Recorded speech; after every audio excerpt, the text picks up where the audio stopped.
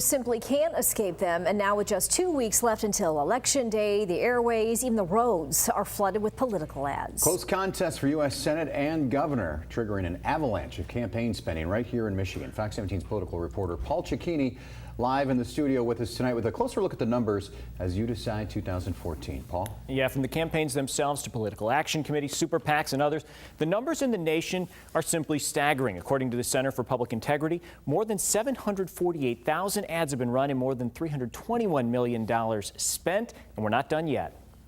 I'm Gary Peters, and I approve this message. Terry Lynn Land is We haven't had a senatorial campaign get to this level of spending previously this century, anyway. Again, most of the advertising that viewers are seeing has been sponsored by third-party groups. Michigan is among the top spending states. In the race for U.S. Senate between Democratic Congressman Gary Peters and Republican Terry Lynn Land, the Michigan Campaign Finance Network says more than $32 million have been spent on TV ads alone.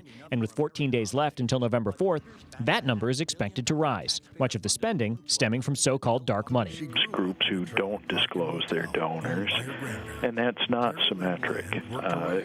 More of the dark money is coming in behind Terry Land's campaign than Gary Peters. Both campaigns released fundraising figures for the period running July 17th through September 30th. During that time, the Peters campaign had just over $2 million, while the Land campaign raked in more than $2.1 million.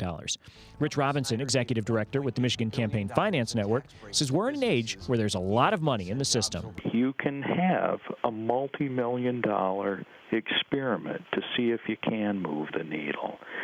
I think the polls suggest that that was unsuccessful, but, you know, we've got to vote to find out if the polls were right. The question remains, are the ads working? A lot of the early spending came in particular from Americans for Prosperity. They spent over $5 million on ads early in the year. And what they were doing was testing to see if they could move the needle polling-wise. According to polling aggregator Real Clear Politics, Land and Peters were deadlocked in late April. Since then, Peters has widened his lead, and the polling average now has him ahead by 9 points. Really, Dad? And now, of course, we've been talking about how close the race is for U.S. Senate. It's also very close in Michigan's race for governor. That's something we're going to be looking at coming up on Fox 17 News at 6. Is there a ceiling where they throw so much money at, say, the television advertising that it doesn't move the needle and they really have to concentrate on their ground game? Going door to door. Well, and that's kind of what Rich Robinson was talking about there, that we've seen so many ads really since about April. And now it's about getting out the vote. A lot of people obviously have taken an opportunity to cast their ballot absentee voting, but now we're going to see a lot of messaging. And it's a theme that we've really picked up on when we've seen Jeb Bush, Mitt Romney, Michelle Obama, and Hillary Clinton here. All of them, their big message is, when we vote, we win. So that's really about getting the undecideds out and getting those grassroots people going door to door.